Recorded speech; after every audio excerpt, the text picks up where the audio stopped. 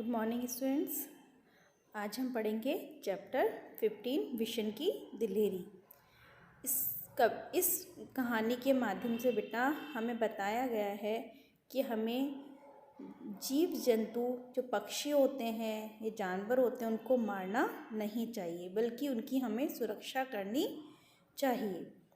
तो चलते हैं पाठ की तरफ। सुबह का समय था। पहाड़ों के पीछे से सूरज झांक रहा था। 10 वर्ष का विशन घर से बाहर निकल आया। वह रोज इसी समय इसी रास्ते से कर्नल दत्ता के फार्म हाउस पर जाता है। कर्नल दत्ता की पत्नी पढ़ाई में उसकी मदद करती हैं। फार्म से लगे सेबों के बाग में कीटनाशक दवा का छिड़काव हो रहा था और बहुत तड़के काम शुरू हो जाता था। तड़के मतलब बहुत जल्दी सुबह। विशन पगडंडी से अभी सड़क तक आ ही रहा था कि उसे गोली चलने की आवाज़ सुनाई दी। उसने इधर उधर देखा, कोई भी दिखाई नहीं दिया। वह कुछ ही दूर चला था कि उसे फिर गोली चलने की आवाज़ सुनाई दी। इस बार एक नहीं 2-3 गोलियां एक साथ ही चली थीं। गोलियों की आवाज़ से पूरी घाटी गूंज गई। पंछी घबरा गए, आसमान में गोल गोल चक्कर काटने लगे। विशन सहमकर पेड़ों की आड़ में छिपकर खड़ा हो गया। विशन जहाँ खड़ा था वहीं चुपचाप खड़ा रहा। उसे वहाँ से सीढ़ी नुमा खेत और फलों के बाग साफ दिखाई दे रहे थे। खेतों में काम करते हुए किसान भी दिखाई दे रहे थे।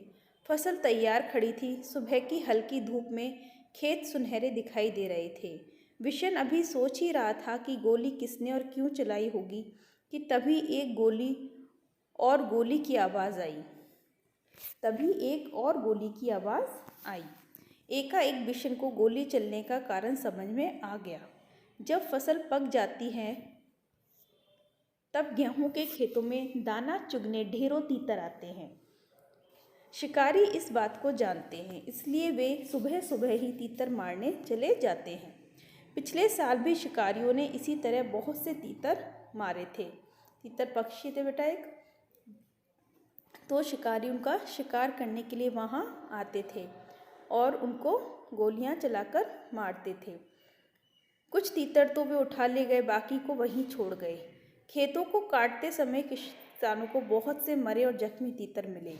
विशन ने सोचा, कितना दुख पहुंचाने वाला काम करते हैं ये शिकारी। वह समझ गया कि शिकारी ही तीतरों पर गोलियां चला रहे हैं, इसलिए वह पेड़ों के बीच से निकलकर खेतों के किनारे किनारे चलने लगा। वह चलते चलते सोच रहा था कि इन शिकारियों को सबक सिखाया जाना चाहिए, लेकिन उन्हें कैसे सबक सिखाया जाए यह उसकी समझ में नहीं आ रहा था। तभी उसके पाँव के पास सरसराहट सी हुई। उसने देखा एक घायल तीतर गेहूं की बालियों के बीच फंसा छटपटा रहा है। गेहूं की बालियां आप लोगों ने खेतों में देखी होंगी बेटा। विशन वहीं घुटनों के बल बैठ गया। उसने घायल तीतर को पकड़ने के लिए हाथ बढ़ाया, लेकिन घबराया हुआ तीतर छिटककर खेत के और अंदर चला गया। विशन जानता था कि शिकारी इस तीतर को ढूंढ नहीं पाएंगे और घायल तीतर यहीं तड़प तड़प कर मर जाएगा। उसने स्वेटर उतारा और मौका देखकर तीतर पर डाल दिया। तीतर स्वेटर में फंस गया तो विशन ने उसे पकड़ लिया। विशन ने उसे अपने सीने से चिपका लिया और खेत में से निकलकर पहाड़ी की ओर भागने लगा। वह इतना तेज चल रहा था मानो उसके पंख लग गए हों। कर्नल दत्ता के घर के रास्ते में एक तरफ गेहूं के खेत थे और दूसरी तरफ कंटीले तारों की बाड़, मतलब वहाँ एक कंटीले तार लगे हुए थे। विशन वैसे तो कंटीले तारों की बाड़ में से होकर निकल सकता था, परंतु इस समय वह दोनों हाथों से तीतर को पकड़े हुए था। तीतर को संभालना बहुत जरूरी था, इसलिए वह खेतों के साथ साथ छिप छिप कर चलने लगा ताकि शिकारी उसे देख ना ले। वह कुछ ही दूर गया कि पीछे से भारी सी आवाज़ आई, लड़के रुक जा, नहीं तो मैं गोली मार दूंगा। लेकिन विशन नहीं रुका, वह चुपचाप चलता रहा। रुकता है या नहीं, उस आदमी ने दोबारा चिल्लाकर कहा। तब तक विशन कंटीले तारों के पास आ गया था। उसका दिल तेजी से धड़कने लगा। आगे बढ़ना मुश्किल लग रहा था, लेकिन फिर भी वह रुका नहीं और न ही उसने कोई जवाब दिया। तभी विशन को भारी भरकम जूतों की आवाज़ सुनाई दी, जो तेजी से उसके पास आती जा रही थी। पीछे से आ रहा शिकारी गुस्से में जोर जोर से चिल्ला रहा था, मैं तुझे देख लूँगा, तू मेरा शिकार चुराकर नहीं ले जा सकता। विशन के लिए आगे निकल भागने का रास्ता नहीं था।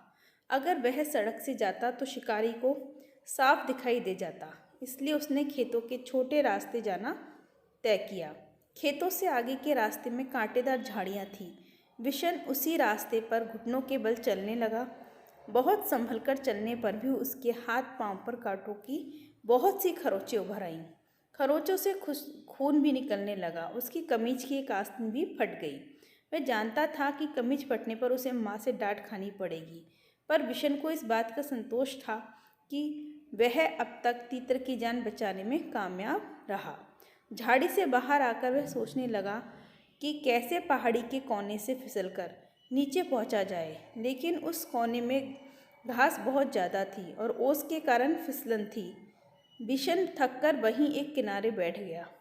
अभी वह बैठा ही था कि उसके पाँवों की आहट सुनाई दी। आहट ने आवाज़। आहट सुनते ही वह उठकर दौड़ पड़ा। दौड़ते दौड़ते आधी पहाड़ी पार कर चुका था। उसके कपड़े पसीने से तरबतर हो गए, फिर भी वह रुका नहीं। तरबतर मतलब पूरे पसीने से भीग गए और किसी तरह कर्नल दत्ता के फार्म हाउस के पिछवाड़े पहुँच गया। पिछवाड़े दरवाज़ा खुला था। उसने ताड़ के पेड़ का सहारा लिया और फार्म हाउस के अंदर पहुँच गया। तीतर को वह बड़ी सावधानी के साथ अपने सीने से लगाए हुए था। फार्म हाउस में खामोशी थी। बस रसोई घर से प्रेशर कुकर की सीटी की आवाज़ आ रही थी। मुर्गियाँ अभी अपने दड़बे में थीं और गुलाब चंद सामने का बरामदा साफ कर रहा था। दड़बे मतलब जहाँ पर मुर्गियों को एक साथ रखा जाता है। अचानक कर्नल साहब का अल्सेशियन कुत्ता जोर जोर से भौंकने लगा। वह किसी अजनबी को देखकर ही इस तरह भौंकता है। अल्सेशियन मतलब बेटा ये एक ब्रांड होती है कुत्ते की, जैसे जर्मन शेफर्ड वगैरह जो होते हैं, इस तरह से। विशन समझ गया कि शिकारी इधर ही आ रहे हैं। उसने इधर उधर देखा ताकि वह तीतर को कहीं अच्छी तरह से छिपा सके। एक और शेड के नीचे बहुत सारा कबाड़ पड़ा था। उसी में एक टूटी टोकरी विशन को दिखाई दी गई। ये ठीक है सोचते उसने तीतर को टोकरी में रख स्वेटर से ढक दिया। घायल तीतर घबराया हुआ था, इसलिए वह चुपचाप पड़ा रहा। तीतर को छुपाने के बाद विशन ने सोचा कि अब बाहर चलकर देखना चाहिए, पर वह शिकारियों के सामने भी नहीं पड़ना चाहता था, इसलिए उसने छत पर चढ़कर बैठना ठीक समझा। बिना सीढ़ी के छत पर चढ़ना उसके लिए बहुत आसान काम था। वह अक्सर इस शेड की ढलवा छत के सहारे ऊपर चढ़ जाता था। विशन लकड़ी के खंभे पर बंदर की तरह छलांग लगाकर लटक गया और ऊपर की ओर खिसकते खिसकते छत पर जा पहुंचा। खपरेल की ढलाबदार छत थी, इसलिए वह चिमनी के पीछे छुपकर बैठ गया ताकि वह किसी और को दिखाई ना दे, लेकिन वह स्वयं सब कुछ देख सके। उसने देखा कि दो शिकारी इधर ही चले आ रहे हैं और उनको देखकर कर्नल साहब का अल्सेशियन कुत्ता जोर जोर से भौंक रहा है। कर्नल ने कुत्ते को डांटा, चुप रहो, पर वह न माना। पिछले दोनों पाँवों पर खड़े हो वह उछल उछल कर भौंकने लगा। वे दोनों शिकारी करीब आ गए तो कर्नल ने रौबदार आवाज़ में पूछा, कौन हो तुम? यहाँ किस लिए आए हो? साहब हम शिकारी हैं, हर साल यहाँ शिकार के लिए आते हैं। अच्छा तो तुम ही लोगों की गोलियों की आवाज़ें गूंज रही थी सुबह से? जी हाँ, हमारे पास लाइसेंस वाली बंदूकें हैं। सरपंच माधो सिंह भी हमें जानता है। तो तुम हर साल तीतरों का शिकार करते हो? कर्नल ने मजाक से उड़ाते हुए कहा। जी हाँ, तीतर भी मार लेते हैं कभी कभी। अभी अभी एक लड़का हमारे शिकार तीतर को लेकर आपके यहाँ आ छिपा है। हम उसे ही ढूंढ रहे हैं। अच्छा, तुम जो इतने सारे तीतर मारते हो उनका क्या करते हो? कर्नल साहब ने पूछा। सीधी सी बात है साहब, खाते हैं, दूसरे शिकारी ने जवाब दिया। फिर कुछ रुककर बोला, अब तो उस लड़के को ढूंढवा दीजिए साहब, वह इधर ही कहीं छुप गया है। कर्नल दत्ता ने उनकी बात पर कोई ध्यान नहीं दिया और गुस्से से कहा, कैसे हो तुम लोग? हर साल आकर इतने तीतर मार डालते हो, कुछ को खा लेते हो और बाकी को घायल करके यहाँ तड़प तड़प कर मरने के लिए छोड़ जाते हो। जब फसल कटती है तब ढेरों मरे हुए तीतर मिलते हैं। कर्नल दत्ता की बात सुनकर वे दोनों कुछ घबरा गए उन्हें उम्मीद नहीं थी कि कर्नल इस तरह उन्हें डांट देंगे। कर्नल दत्ता ने उन्हें इतना ही कहकर नहीं छोड़ा। आगे बोले, पक्षियों को मारने और उससे ज़्यादा उन्हें घायल करके छोड़ जाने में तो कोई बहादुरी नहीं है। अब तुम दोनों यहाँ से जा सकते हो। यहाँ तुम्हारा कोई तीतर बितर नहीं है।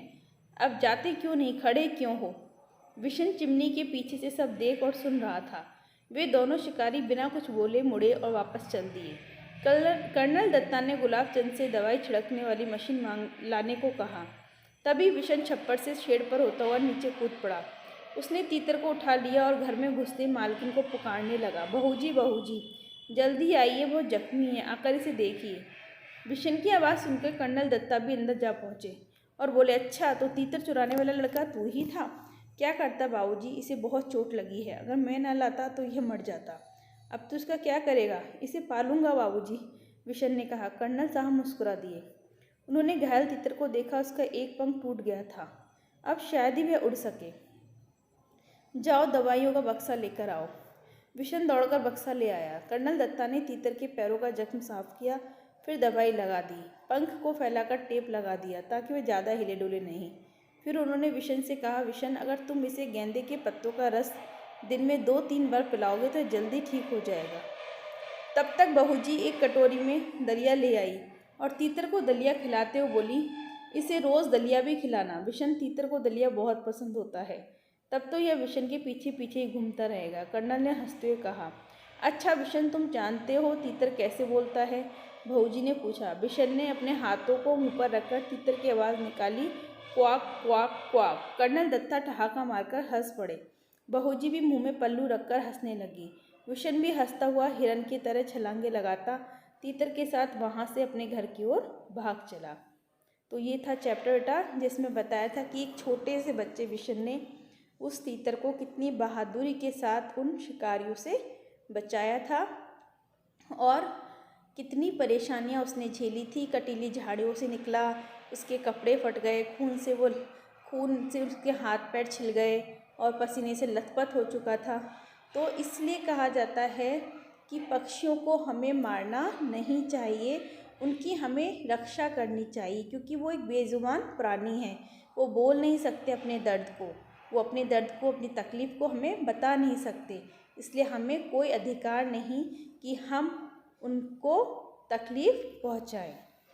अब हम हमारी अगली वीडियो में इस चैप्टर के प्रश्नोत्तर पढ़ेंगे।